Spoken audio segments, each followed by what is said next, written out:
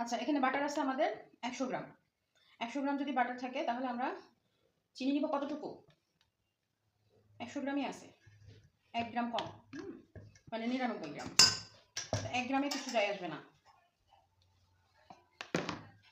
Just কাঁচা দিয়ে দিচ্ছে। আরেকটা বাটার আছে কিন্তু ওটার মধ্যে দিলে এর টেস্টটা নষ্ট হয়ে যাবে বা স্মুথ হবে না, এর জন্য দিব না।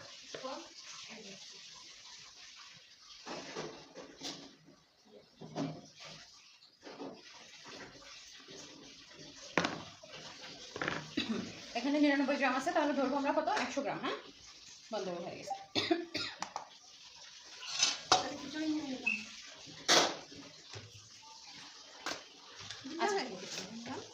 আইসিং সুগার নিব 50, যেহেতু ওখানে বলছে 200 গ্রাম বাটার আর আইসিং সুগার 100 গ্রাম। এখানে যেহেতু অর্ধেকটা আছে, 100 গ্রাম আছে বাটার, সেক্ষেত্রে 50 গ্রাম নিব আইসিং সুগার। আইসিং সুগার কিন্তু এভাবে থাকে। হ্যাঁ,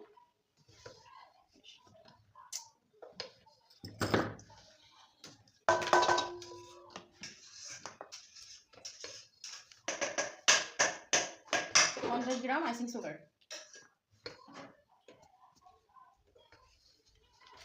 আচ্ছা, 50 গ্রামের জন্য আমাদের লিকুইড মিল্ক লাগবে কতটুকু? হ্যাঁ হ্যাঁ হ্যাঁ, বাটার যতটুকু তার অর্ধেক যাবে আইসিং সুগার।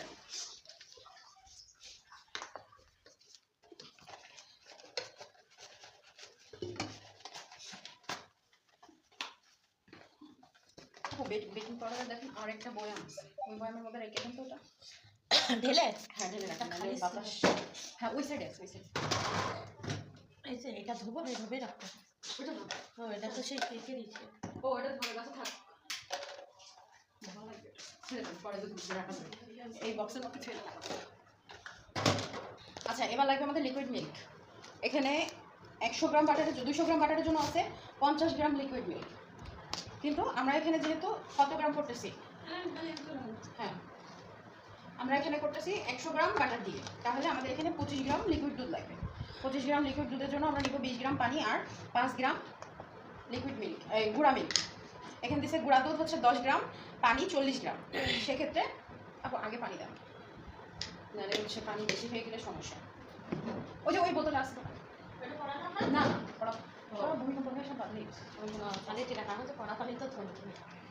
আচ্ছা, এখানে তাহলে 40 গ্রামের পটে অর্ধেক নিব। হ্যাঁ, 20 গ্রাম।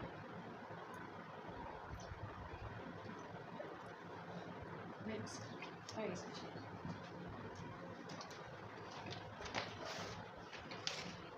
5 গ্রাম নিব। এই যে বাতাসের জন্য এটা কিন্তু আপ ডাউন করে। হ্যাঁ, হয়ে গেছে 25 26, বাতাসের জন্য আপ ডাউন করতেছে। হয়ে গেছে লিকুইড মিল্ক। এটাকে আমি একটু গুলে নিব। লাগছে না, এটা না লাগছে। আচ্ছা, বাটার ক্রিম করার জন্য আমরা কি কি নিলাম? তাহলে বাটার যা নিব তার অর্ধেক যাবে আইসিং সুগার, আর আইসিং সুগারের অর্ধেক যাবে লিকুইড মিল্ক।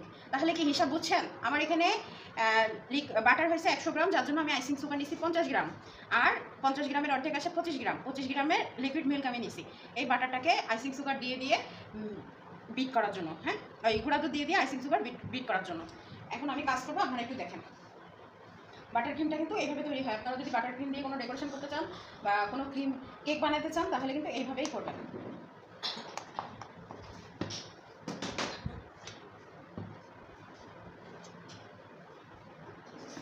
আপু ওইটা লাগতো, ওই স্ট্যান্ড, বুঝলি? ওইটা হয়ে গেছে রেডি। স্ট্যান্ডারটা একটু নিয়ে আসবেন। স্প্যাচুলা না, স্টেনার ওইখানে ঝুলে রাখছে, ওয়াক্সিয়ার লাগবে না, বসে ঝুলে রাখছে।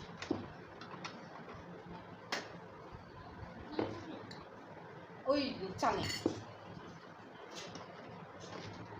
আচ্ছা, বাটারটাকে আগে এরকম করে নেবেন।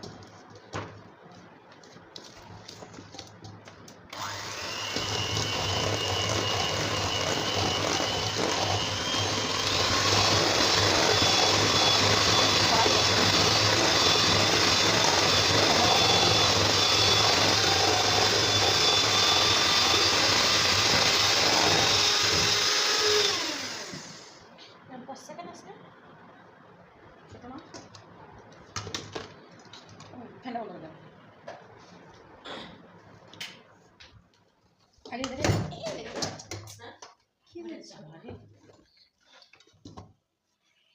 ই কাট ক্লাস মোর কাটতে লাগবে না আমার পাশে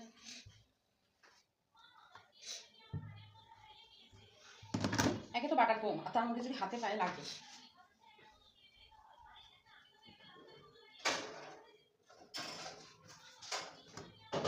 আচ্ছা আমরা যখন আইসিং সুগারটা দিব তখন কিন্তু আমাদের করতে হবে কি চেলে চেলে দিতে হবে কারণ আইসিং সুগার একটা পাউডার তো পাউডার সুগার এই জন্য হচ্ছে চেলে দিতে হবে যেন আমাদের কোনো দলা বেঁকে না থাকে মানে একদম স্মুথ যেন হয় হ্যাঁ ক্রিমটা যেন একদম স্মুথ হয় আমি শক্ত হয়েছে সেই সব তো হয়নি নরম নরম আছে তাহলে পিঠ পাল্টাই দাও আবার তো দেন একটু দিয়ে আবার অফ করে দিই সমস্যা নেই এটা শক্ত না হলে ব্লেন্ডার হবে না যেরকম দিলে মানে তাকেই কিন্তু হ্যাঁ ওই তাপেই থাকো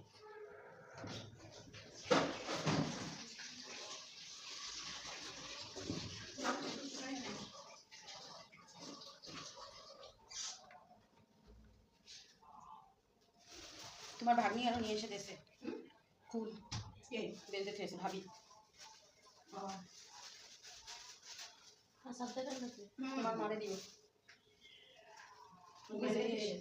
নিজে এসে কেটে কেটে বেঁধে গুড়ি দেবেন আমার বাপ খেতে পারে বাবা কি গুঁড়া দিলে ভালো হয়? আমি জানি ঝুলাগুড়ি দেয় হ্যাঁ ঝুলাগুড়ি তো দেখি মানুষকে। খেজুরি তাই আমি ছোটকালে দেখে আছি আমার বাপরা খাইতো ওই গুঁড়োর মধ্যে কি গুঁড়ো দিয়ে জ্বালাই জ্বালা কুল তারপরে কুল দিয়ে একটু জ্বালাই সেটা এর সাথে তো তেঁতুলও দিই জানি খালি দেয় আমার মনে নেই আমি শুধু দেখতাম বাপরা খাইতো গুড়েরা হয়ে থাকতো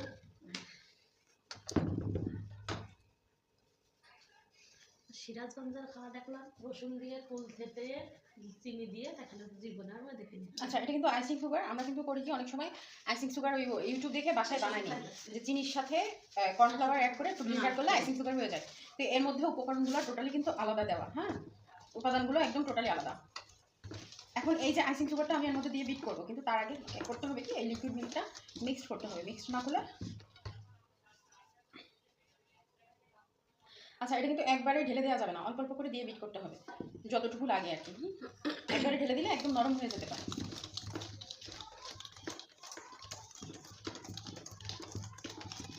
আপু এক কাজ করেন ওটুকু মেপে দেখেন তো কতটুকু আছে এই বাটা হ্যাঁ দেন দিয়ে দিই যদি বেঁচে যায় বিস্কিট বানাই খাবো হ্যাঁ ঠিক আছে আর না বাসলে যা লাগে লাগে আপনার না এসে এই যে এটা দিলে দিয়ে দেন আপু চকলেট আছে ও যদি চকলেট আছে এই যে দিয়ে দেন সমস্যা নেই বাটার স্কচ দেন ওইটা মাপ করেন না দিয়ে দেবেন এমনি দিয়ে দেন ও মাপতে হবে তো নাহলে আইসিং সুগারকে আন্দাজে দেবো আন্দাজে দেওয়া যাবে না কে আপু আচ্ছা প্রালিংয়ের রেসিপিটা হচ্ছে চিনি 100 গ্রাম পানি 50 গ্রাম বাদাম 20 গ্রাম যে কোনো হ্যাঁ আর butterscotch sauce recipe sauce বানাইতে গেলে আমাদের চিনি লাগবে 40 গ্রাম পানি লাগবে 20 গ্রাম বাটার লাগবে 20 গ্রাম হুইপ ক্রিম লাগবে 40 গ্রাম মানে চিনি আর হুইপ ক্রিম সেম লাগবে তার লাগে চিনি নিয়ে নিই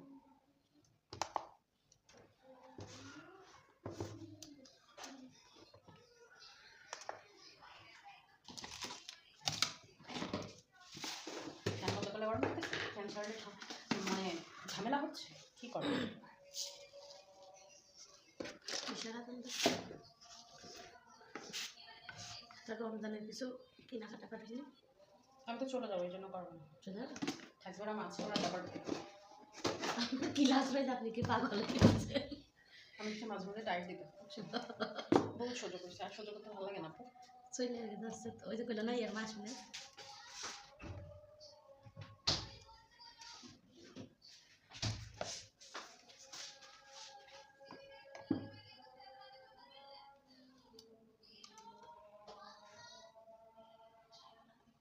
এটা হচ্ছে আমরা বাটার স্কচ সস বানাবো হ্যাঁ সস বানানোর জন্য লাগবে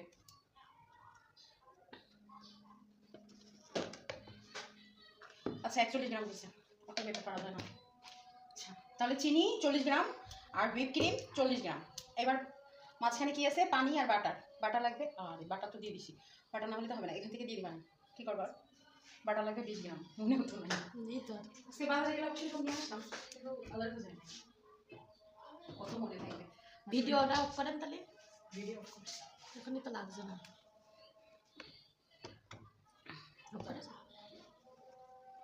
আচ্ছা এখানে গেল 1 ধাপ। পানি লাগবে 20 গ্রাম মতো। পানি দেখো খেয়ে নিবেন। আপনার মাঝে দিন গ্যাসের কথা গেল আমি ছিলাম। নিজেরা বলবে আর আমি বলতে গেলে দোষে চলবে না। আচ্ছা আমার একা সংসার লাগে 3 মাস গ্যাস চালাইছে, আজকে গ্যাসের অবস্থা তাহলে মনে হয় গ্যাস যখন তখন যাবে। শেষ হয়ে যাবে। পানিটুকু দেন আপু, পানি। কতটুকু দেবো দেখেন না আপনি? আমি সসটুকু বানাই, আপনি আরো কাটেন, 20 গ্রাম মতো লাগবে।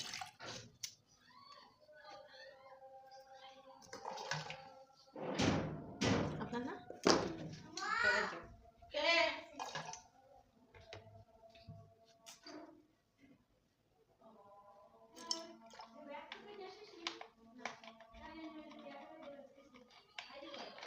আচ্ছা পানি হচ্ছে 20 গ্রাম।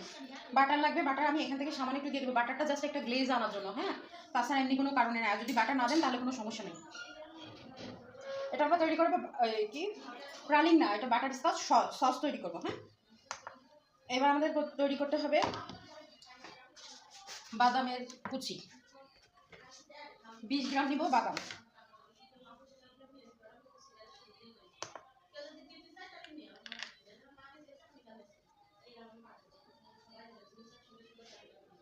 বাদাম লাগবে 20 গ্রাম। হ্যাঁ,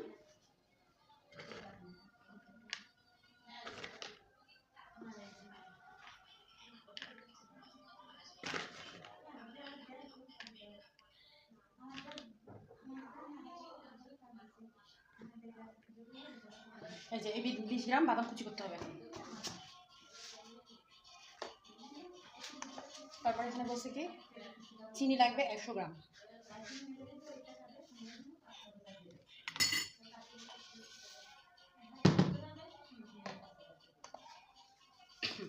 দুইটার চিনি কিন্তু আলাদা আলাদা, দুইটা আলাদা আলাদা ভাবে রান্নাঘরে নিয়ে কাজ করতে হবে। হ্যাঁ, এখানে চিনি লাগবে 100 গ্রাম।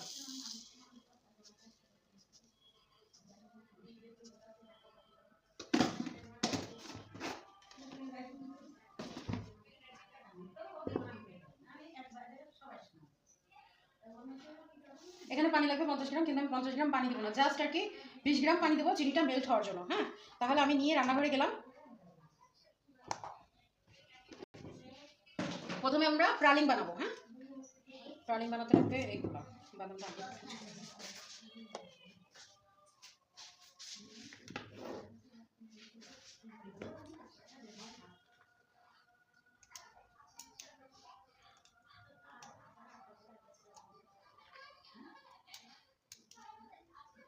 একটু মোটা মোটা করে কাটলে হবে। হ্যাঁ,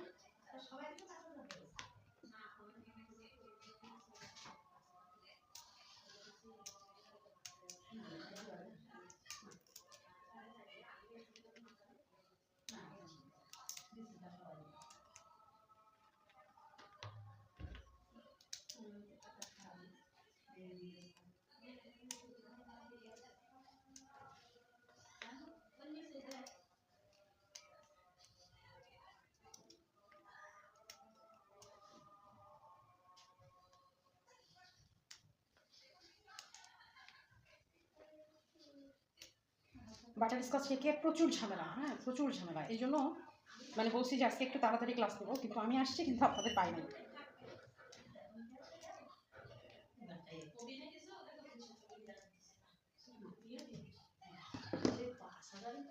সামান্য একটু ভেজে নিচ্ছি।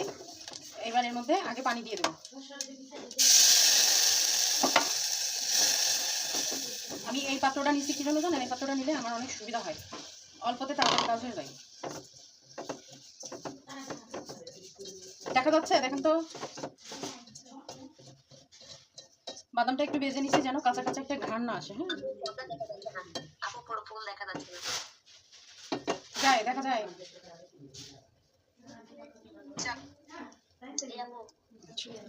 মানে আমি তো আর ভিডিও দেখতে পারি না, বুঝছেন, এই জন্য জিজ্ঞেস করে নিচ্ছি আপনাদের দিয়ে।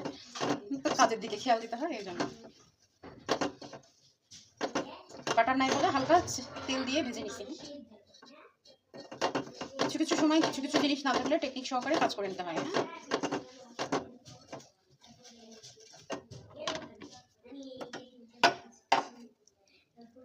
আর এতে পানি কম দেওয়ার কারণ কি জানেন? পানি কম দিচ্ছি জাস্ট চিনিটা মেল্ট হওয়ার জন্য, নাহলে ওই চিনি গলতে গলতে মানে অনেক সময় লেগে যায়।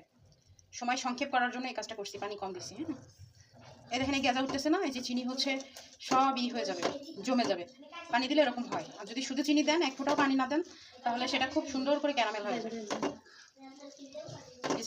হুম হুম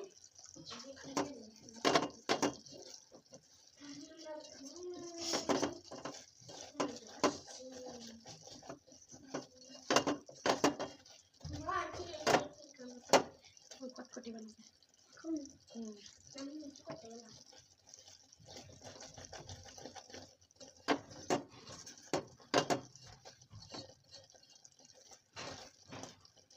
দেখা যাচ্ছে না, বিরাট একটা কষ্ট হচ্ছে, সমস্যা নেই।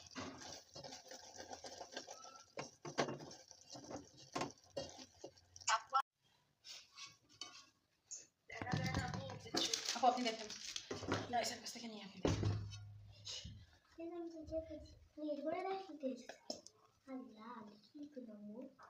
এই দেখেন, ফ্যান দিয়ে দেন আপু, ফ্যান দিয়ে দেন। এটা ধরো, এইভাবে ধরো। আচ্ছা একটু সহ্য করেন, আমি ব্যবস্থা করতেছি ধরা, দেখা পারেন না। এটা ধরেন, এটা ধরেন, এটা ধরেন না, আমি দেখি সব দেখা যাচ্ছে।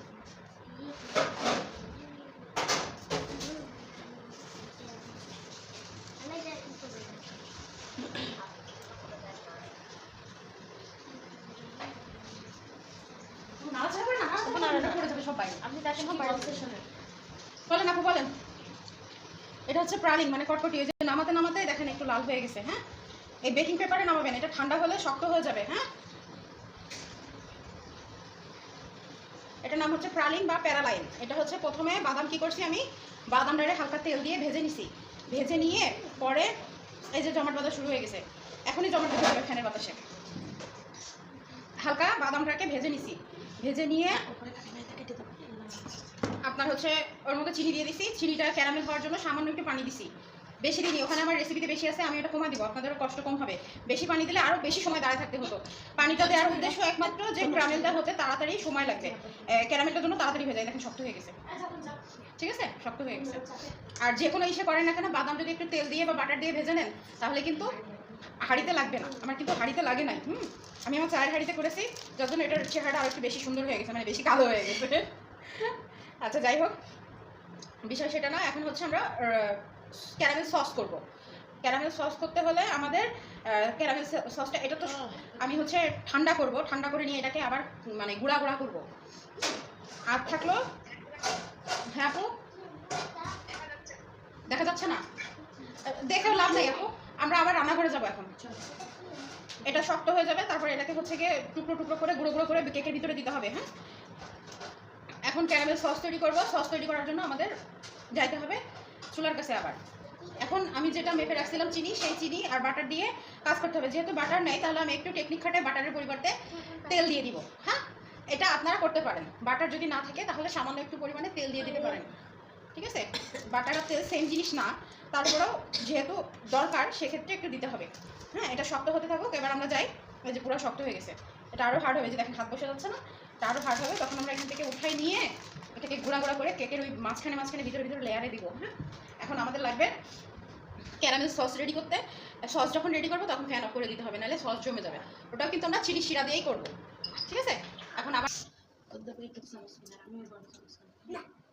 দেখছেন কি সুন্দর ক্যারামেল হচ্ছে। আমি সামান্য একটু পানি দিচ্ছি, এটা জাস্ট একটা দ্রুত ওয়ে। হ্যাঁ, দ্রুত ক্যারামেল হওয়ার ওয়ে, এটা কিন্তু নাড়বো না, হতে থাকুক। ওই যে যতটুকু ক্যারামেলের মধ্যে লেগেছিল সেটুকু ছুটে গেছে। যে একটু লাল লাল হয়ে আসবে তখন আমরা হুইপ ক্রিমটা দিয়ে দিব। হুইপ ক্রিম যখন হয়ে আসবে তখন আমরা বাটারের পরিবর্তে একটু